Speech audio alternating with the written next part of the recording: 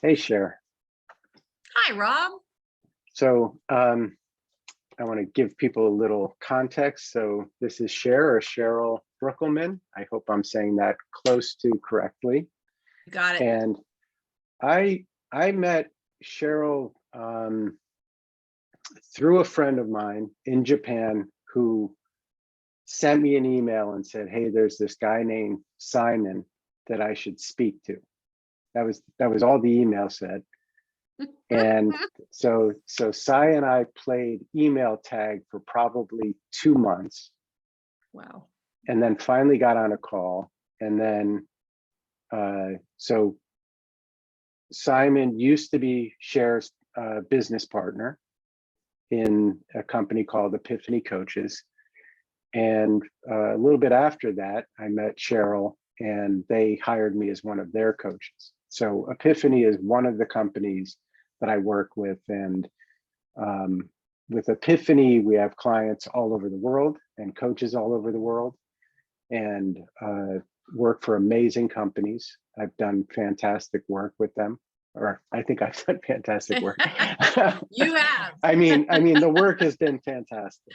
But in any case, I wanted to invite Cher for a conversation because a couple of things that I've noticed about Cheryl over the years. One, she's a fantastic coach, so that's amazing, and facilitator and leader of this huge company, and the demands are, I can see, quite high.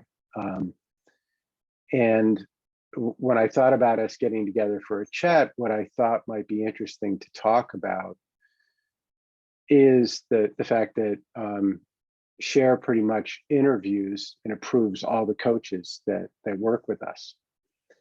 And what I can say, having met many of these people, is they're really a fantastic team of coaches. Mm-hmm. You know, I know other coaching organizations, and I can't always say that. A lot of times they're looking for sort of just a minimum quality or a minimum certification. But the Epiphany team is outstanding. So I thought it would be great for us to talk a little bit about, you know, how are you picking these people?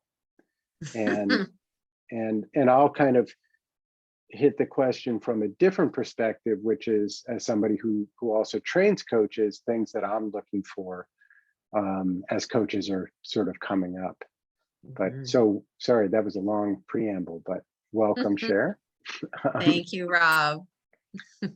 So, and you've been at the coaching game for years, right? Starting in Microsoft and then going out on your own? Yeah, well, I think that when I was at Microsoft, you know, more of a facilitation type role there. And I did many things over the years, but it was my work on change management initiatives. That's when I really fell in love with, you know, working with leadership, working with teams, and seeing what you can do to rally people and get them behind initiatives and drive change. And so, gosh, yeah, that was 21 years ago. And so Epiphany has, you know, is 21 years old now. Wow, amazing. Yeah, so it's been a while, and yet it feels like yesterday. Right. Mm-hmm. and so just to dig in, if somebody refers somebody to you, if you know, a couple of times I said, oh, you know, maybe talk to this person. When you meet them, what are you paying attention to, or what are you looking for? How do you know, you know, I guess beyond the resume? That's a great question, Rob. So, you know, I think that, you know, over time things have evolved, and, you know, so there's some slight differences in terms of, you know, credentialing, for example. You know, being certified in the past was something that was less important. But as more organizations understand what coaching is and they want to use it, I think we've evolved to a point where, you know, most, if not every organization that we work with are looking for some level of certification. And that is great, right? I think what goes along with that is, you know, did a person get great training? Did they have some experience? And that experience usually, because we're also working with coaches with other community or business experience or leadership experience, they've likely been coaching either unofficially or internally for years before they become a professional coach and do it full time. And so that's important to us is looking at those pieces, so the coach training, the experience they have with coaching people, as well as their business experience and any leadership experience that they have. That's certainly important. I think maybe where you're pointing to, Rob, is like the beyond the resume part is, a lot to do with values alignment. And so, for us at Epiphany, for myself, it's really important for me to know, is the coach, for example, somebody who's interested in continual learning, interested in engaging beyond, just what that certificate is. But they really, enjoy working with people. Did they get inspired by, being a partner alongside and supporting people to reach potential? And, some of the symptoms and signs of that are just purely the energy they have behind it, but also, the fact that after basic, coach training, they're still doing more training, as are we all, right? Like, I think that's one of the great things about the coaching industry, but certainly people on our team, is they do embrace that learning. We want to know more. We want to find, new resources. We want to find fresh approaches. And I think, we're like a sister industry to, everything that's evolving around human behavior and psychology and what we understand. So there's always something more to learn. So that part's huge. But there are three other pieces. The other one is just, a positive, joyful person. And you might wonder, like, how is that important? But again, that's one of our values too, is let's do really good work in the world together. And, serious things don't have to be heavy, right? Let's bring some lightness. Let's bring some joy into what we do. And I think our clients really like that, right? They see how passionate we are and comfortable and truly, in, I was going to say in spirit with people. Like it's that, you can show up and that joy component is a part of it. And there's two others. So I could talk a lot about this, no, keep going. I think that, especially early in our careers, we can often find that, we're looking to demonstrate that we're mature and we're professional. And we can keep that with us for years and years and years. And it's not that we don't want to be mature and professional. However, we want to bring our whole selves, and we want to be, what we call being real. So people who are comfortable in their own skin, who really show up as who they are as a person, they come with their own style, they have a confidence in that. And, we operate at a level where we can be very open and transparent. That's, another big quality I think that's important. And then there's another last one. I feel like I've been almost saving this because I feel like maybe it's my favorite, this amazing team of coaches who have amazing credentials. And here they are bringing joy to the work that they're doing along with impact, being super real with people. So open and transparent, constantly learning and supporting each other. And the last one is generous. Generosity, truly being in service of our clients, where yes, there's a business component to the work that we're doing. And absolutely, we always want to be honored for the work we're doing financially. And I think everyone, at Epiphany and something I value dearly is being generous. And so that's, shows up in so many different ways, right? It can be with the one-on-one client that a coach is working with and, cutting them some slack for when they have a 911 that day, or they're just not on and they're willing to rebook that session with them, or going the extra mile to really dig and find some really cool resources, or, jumping on a series of maybe laser calls because somebody's going through a really tough time. I just see it expressed with the clients, but I also see it expressed in the community, right? Just being good to each other. Coaches showing up and, asking for ideas or tips or, anything new that other coaches may have experienced, or new initiatives that they might, be interested in, and the rest of the team rallying to support that person, with some good things that we have found or seen that will be useful to that person. And, positive intent and giving each other the benefit of the doubt. And, I'm going to use this one last example because I think it's really powerful too, around being generous. Through COVID, as we all know, right, Rob, and we experienced this, leaders and organizations, especially when it first hit, everybody was a little knocked off their game, right? How do I support my people? They have more, emotional needs. I don't know, like how to navigate this new way that we're working together. What are the expectations? How do I have these conversations? All of that stuff. And the coaching team jumped in and, we did a lot of work, either pro bono or subsidized. And the team was there like that. It's like, jumping in with either, group sessions that we could deliver to leaders to support them in teams, or, actual subsidized coaching programs, because it was the right thing to do. People didn't have those budgets set aside, but they needed us to help them. And the coaching team was ready to jump in and say, well, they did, I'm in. And that ended up lasting, we thought it would be maybe a 3-month cycle, and that lasted for over a year. So, I mean, I That's think amazing. that spirit of generosity is amazing. So I'll stop there on those 4 values. Well, those are a lot. And if we're thinking about sort of an interview context, I wasn't necessarily planning on going in this direction, but if you're talking to somebody, how are you kind of assessing those things when you meet somebody?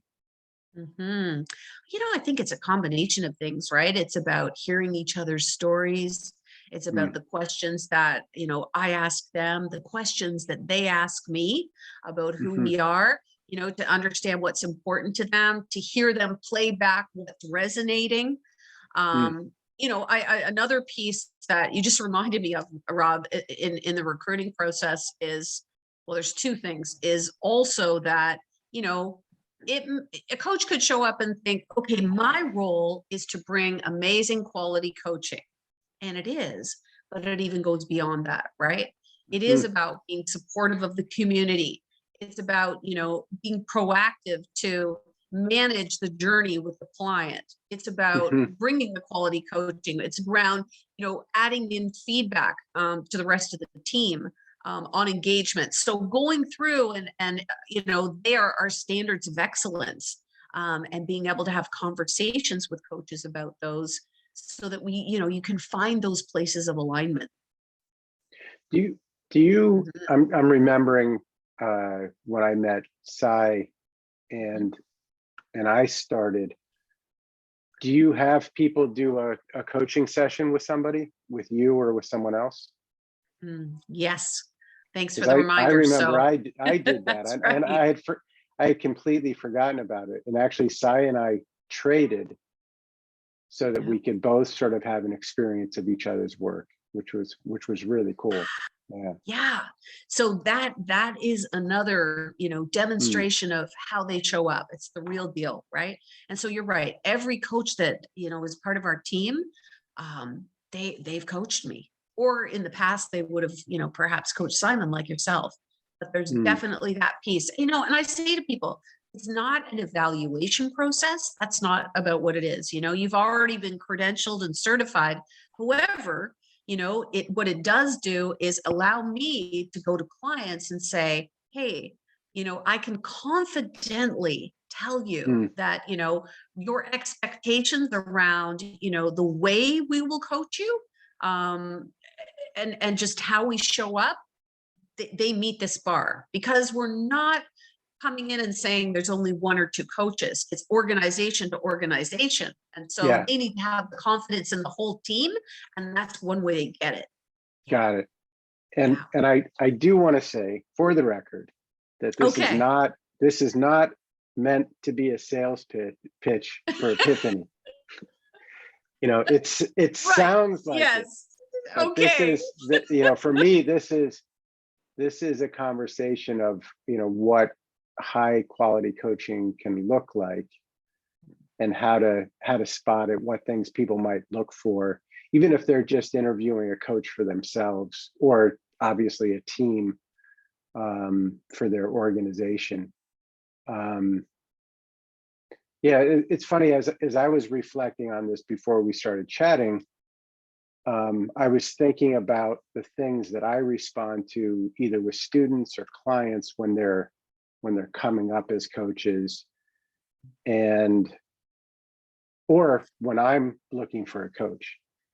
And I think the first thing that comes to mind for me is just my general sense of that person's regard for humans in general. And I know it Yes. sounds crazy, but it's also in NLP, we talk about some people are more self-oriented and some people are more other-oriented. Mhm. I think I tend to be a little bit more self-oriented, actually, let the record show. But I think most great coaches are a balance, and definitely are very other-oriented. So I think that's something that I'm noticing unconsciously when I meet a coach, and I think, oh, this person has something interesting. It's, you know, it's almost that I can feel that their attention and what they're interested in is on, you know, helping me get my needs met, or helping their clients get their needs met. And that doesn't mean that they're, you know, I think it's combining that with real skill as a coach, you know, skill with questions, and helping somebody sort out where they're stuck, or where they can stretch. So it's the balance between those two things, I think, are things that I'm noticing as well. Yeah, I like what you say about that, Rob. You know, I think, you know, we talk about, as coaches, we want to champion people and we want to challenge people. And so, you know, there's all sorts of approaches we bring, but that connection and relationship side of the coaching is really important to me too. Really Yeah, important. I think that's key. Sometimes it's interesting, sometimes I'll meet somebody and I this is going to sound very esoteric. I feel that they can see perhaps a bigger side of me than I can see, or they can see an expanded potential that maybe I'm not seeing. So that's something else that, you know, like some people can just see those potentials in someone else, and I think that can make a great coach as well. When you're looking for a coach, not for your business, but for you, what things are you looking for? So again, that connection and relationship is, that's so key for me. I think there's, I don't know what to call it, but like, you know, when people speak in different ways, right? Like they communicate differently. Sometimes it's just the pacing or the words that you use, or and just some people, you know, you've been in those situations where you might speak to someone and you just feel like they don't quite get what you mean, or they're just missing the point, or, you know, sometimes you're talking over each other, or you just kind of out of sync. And other times where the conversation, you really are in flow. And it's easy, right? And they understand, and it moved you forward. And that's a big piece for me is, you know, finding that alignment where I feel very well understood, and that we can go deep. That's a big one for me too. Go deep. Like that. Like a deep level of rapport. It's funny. One thing that we do at Epiphany, and, you know, many companies do this, is you'll do what's called a chemistry call, right? If there's a potential client. And I remember one particular individual, I think at Twitter, where we signed up for a chemistry call, and we did this call, And it was fantastic. And I think we really liked each other. And I think we really respected each other. And I think there was so much alignment. And yet our tempos were so different that even during the call, I kind of felt like I'm not going to be able to keep up with this person's tempo. Like it was something, and I'm pretty good getting rapport with people, but this person was really at the high limit of speed and kind of velocity. And Right. and it was very funny. And I think she felt the same way. And so ultimately we didn't work together. It was funny, we ended up having other interactions. And I think again, there was a lot of high regard there, but it wouldn't have worked just because that tempo wasn't there in a certain sense, you know. Yeah. Sometimes it can even be a regional thing too. There are sort of regional similarities or cultural similarities sometimes that can help. Well, and What that's else? interesting, isn't it? That, Yeah. like oftentimes when we have a client and the client has someone, a leader they want coached, you take a look at, so who on the coaching team can we put forward for this assignment, Mm, right? And to your point, it's like you want to bring them some diversity because you just never know. Sometimes somebody wants somebody who understands the culture or has lived in that geo or is currently in mhm, that geo. And in mm, other cases, in fact, they want something very different, say, especially if they're headquartered in a different country, they may mm, want somebody from there who can share that perspective and help them. Lots of times their goals are to have influence in those other places and cultures as well. mhm, But it even expands beyond that sort of, male, female, and style, right? mhm. I know, I often ask people, when they choose me as a coach, what was it? Right. Yeah. And there are a number of things, but I know one of the things that I call out about myself is that I'm really direct in my coaching. So I'm going to be, Mm, in service of them, very honest if they need to know something, just mm, sharing my observations. And then of course the client can, decide what they want to do with that. But, you know, I think it's also those attributes that people are really attracted to, right? mhm, Or it can be, I know, I remember on one assignment we had the president of the company choose a coach on the team. And as you know, like everybody has such strong credentials. And mm. I can imagine myself being the client. How do you choose? Right. How do you make a Yeah. decision? And so having a call is a good thing to just see what the interaction is. But this particular president saw in the bio that the person was a kayaker and he was a big kayaker. And so that became like the most critical thing. And that's who he chose as his coach. Oh my gosh. Yeah. I think that really does speak to, I know there are a lot of super well-intended, HR leaders who want to support leaders to find the best coach for them. And I think that, it's really important for those people to do that on their own. Get them a good short list for sure.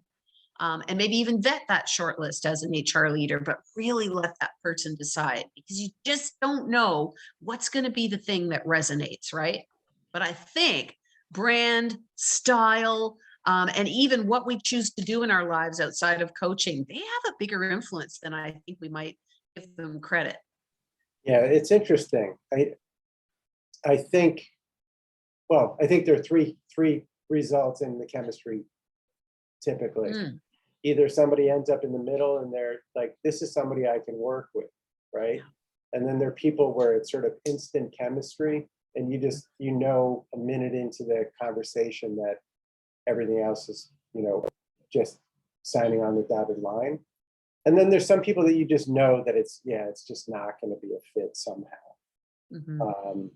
But yeah, I don't know how often those happen. You would know more because you're having people do those chemistry calls more. Are there a lot of people who say no or try 2 or 3 people? Yeah. I mean, Yeah. I would say the majority of people, based on the bios, have so much information, they feel good to make a decision. But I'd Mm, say there's about 20% of people that really, really want to have that chemistry call. And I mean, it's available for everybody. But yeah, in those 20%, the ones that do the chemistry calls are usually talking to more than one coach. So you can tell they're in a place where they're just still not quite sure, right? So they have a couple of calls, usually 2, maybe 3.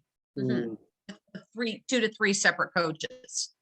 What keeps you engaged in coaching? And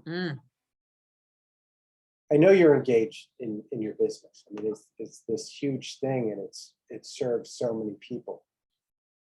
But I'm curious, what is it? You know, what's sort of your passion, or maybe your recent passion that sort of keeps you engaged?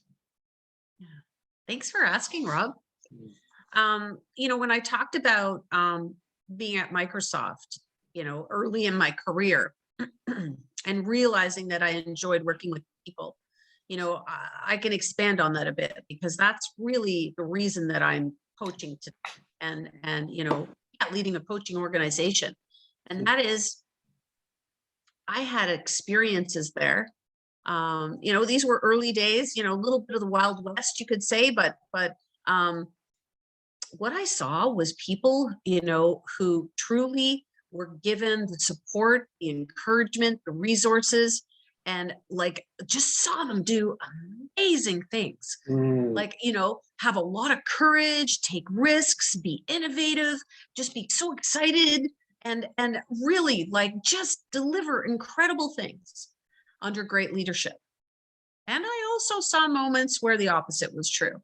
And it just made me realize I want to focus there. Like, I truly want to go and help people be like the best version of themselves, you know, reach that potential, which I know, you know, maybe sounds cliche, but that truly is, you know, that was the kernel for everything for me was, I want to have the impact with people so that they can actually be doing fully what they're capable of doing. Because I think people play small. Or just aren't given the opportunities. So to be able to stand by and champion and support them and help them maybe in places that they're stuck, right? So that they can get there, super exciting. And I'm not sure, I'm trying to evaluate now, Rob, like that's so long been my story. Is there anything else that's like goes along with it, you know? It's certainly still the core of everything today. And that was something, as you're thinking about that, that was something that you saw in the leadership. In other words, those leaders were either empowering and enabling and supporting, or kind of shutting people down or acting as a blocker. And that's what you saw as a potential for coaching. It's interesting to think of, you know, certainly you can think of leaders as coaches. I mean, that's definitely part of their role, right? So you think about a culture that supports, you know, supports people's potential, period, right? And innovation. And you think of specific leaders that do. And then there's just, you know, witnessing human beings that are amazing when they aren't given the opportunity or, you know, great leadership or a culture that helps them to thrive. Just to see again how small those people, you know, it just, what happens in those situations. So it was really really inspired to get out there and make this what I get to do every day. And I love it. You know, here I am, you know, 20 years later, because it took a while to get all that credentialing done. But 20 years later, you know, it's working with leaders. And is it the same as it was then? Well, we're still all human beings. So, you know, there's some foundational parts that are the same, but gosh, life changes, right? And they're confronted with new things all the time. I think we're even seeing that, you know, through COVID, right? That what leaders need to be focused on and demands just on leadership, they continue to grow. They do. And I got really excited about of all that we do so many things to support leaders. They have such a tall job to do, right? Trying to drive results and you know, and take care of people at the same time. And I would say that I got really interested in the relationship side of that too. The influence that relationships have on driving results. And so there are so many places to, I'm just going to say, sort of poke and play and invent and create. It's just, yeah, it's so exciting. Yeah, I mean, I was tempted to have that be the topic of conversation today, and maybe next time. is kind of the relationship between, you know, results versus relationship, and it's not an either or. They support each other, but it's a dynamic that I think all of us as business coaches navigate on a daily basis. You know, is your emphasis on relationship, or is your emphasis on results, and for how long? Right. So, and what's the dance between the two, right? Because you really need both. Yeah. So, well, I think we've covered some good ground there. So let's pause there, and thank you for playing today. Oh, thank you for having me on. It was great to talk with you, Rob. And you know, even though it sounded like an Epiphany commercial, and we'll have all the Epiphany information there if people want to know more, certainly.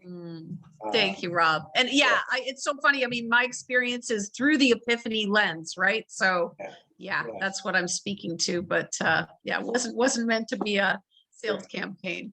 Right. Well, I'm an objective user, so I can sort of endorse with some credibility. So thank you, thank you so much.